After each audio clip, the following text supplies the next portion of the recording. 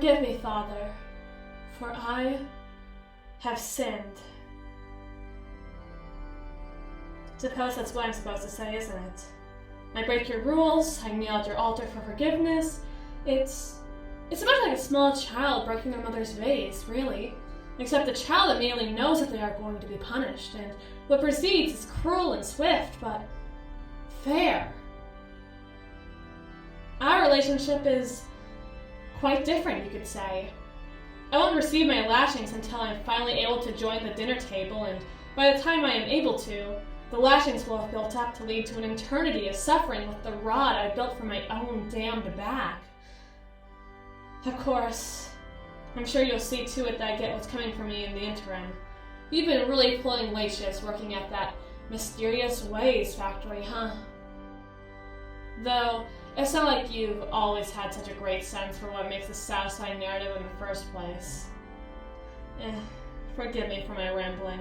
Sister Catherine once said my insistent need to be a chatterbox could be considered a vice in of itself, and ever since that day, I've become far too aware of how our conversations could merely be perceived as me indulging in the sin of dialogue. But that's not really why I'm here to ask for forgiveness. Chatter is cheap and idle, a slap on the wrist in the form of 3 Hail Marys, and some time to think of what I've done is all I really need for that, but this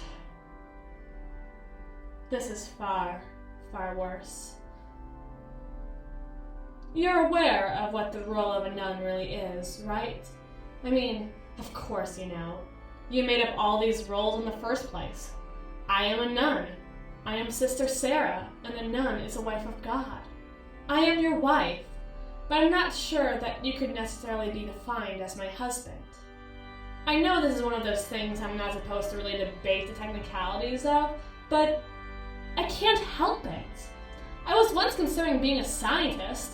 Debating and questioning the world around me is what I do, what I was going to do. 6 years spent as one of your many wives, and yet I still can't seem to have faith. I'm a terrible sister. What I'm trying to express here is that I am roughly defined as a wife of, well, God, you. There's a holy path laid before me that I am supposed to follow, like you supply to all your followers. But you must understand the moral anxiety over uncertainty and not knowing which path to take, and I have doubts. I have fears. If I could live my life as just another arm wielding your holy flaming blade, don't you think I would? I want a life with that kind of certainty. That kind of resolve. Is that so wrong? Like, I understand the whole idea of free will, which is a cool concept, real knockout Betty of an idea. But is it truly a real doctrine? Or is it something you tell yourself to wipe your hands clean of the suffering of the world over? Maybe if this family didn't want to starve, they should have chosen not to be poor? Did you really give us free will? Or just the illusion of free will, knowing the way we run our stupid little rat races?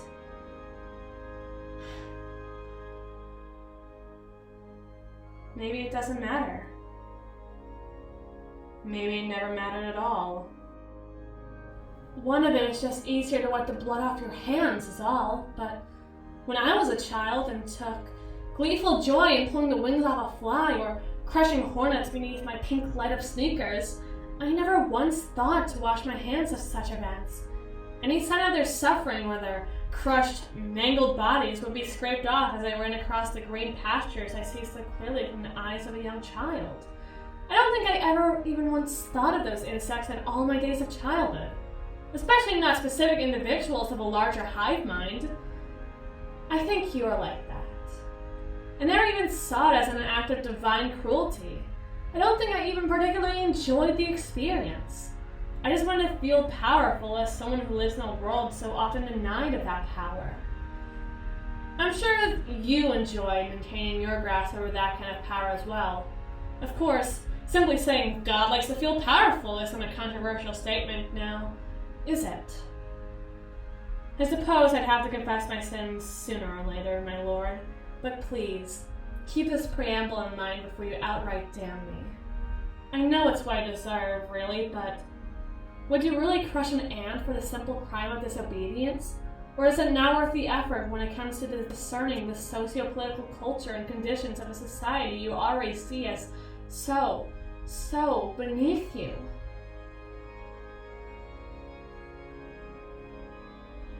Who's to say? I've met someone.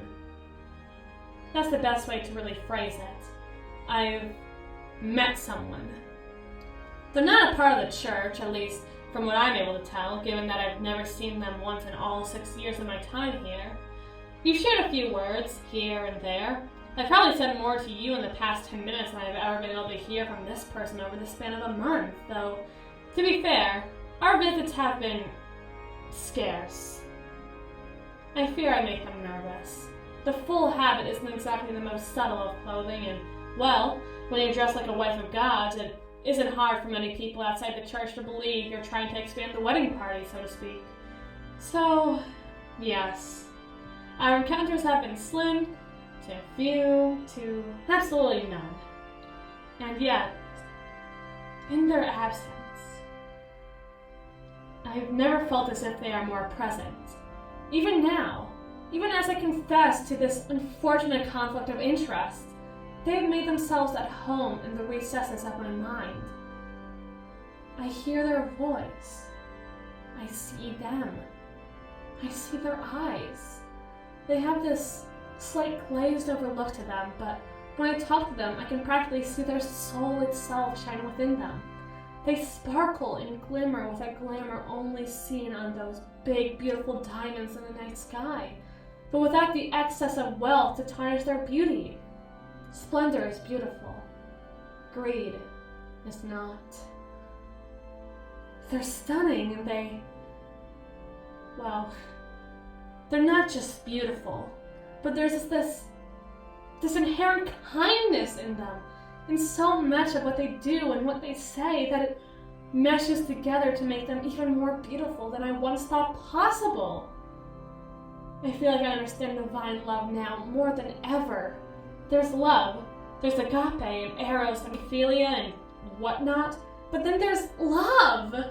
And I can't describe it, but love is just kindness that takes a root in your ribcage.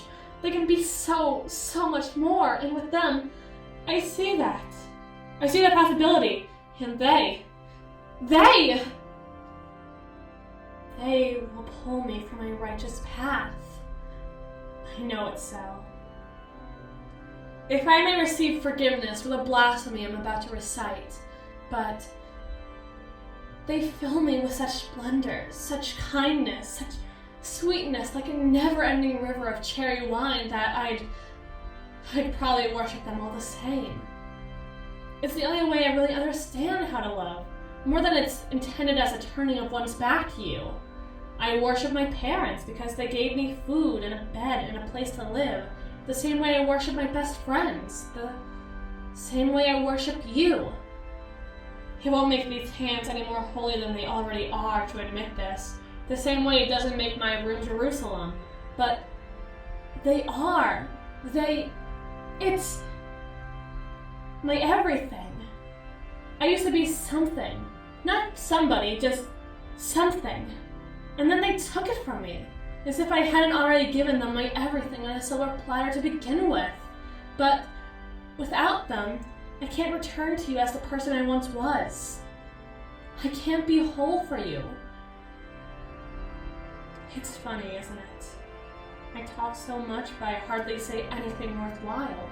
I can't describe what they mean to me in the same way I don't understand what they do to me, but all I know is that you'd never let it be so.